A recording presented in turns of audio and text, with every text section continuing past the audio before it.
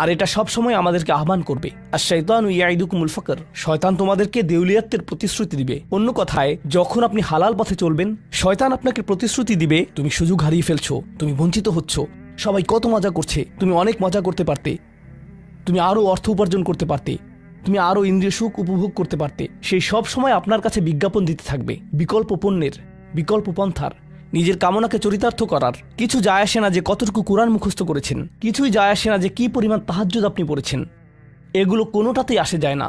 শয়তান থামবে না। দিন শেষে আপনি তো একজন মানুষই, দিন শেষে কামনা বাসনাগুলো আপনার মাঝে থাকবে, আর শয়তান থামবে না, সে আপনার পেছনে লেগেই থাকবে। শয়তানের একটা কৌশল আল্লাহ বর্ণনা করেছেন।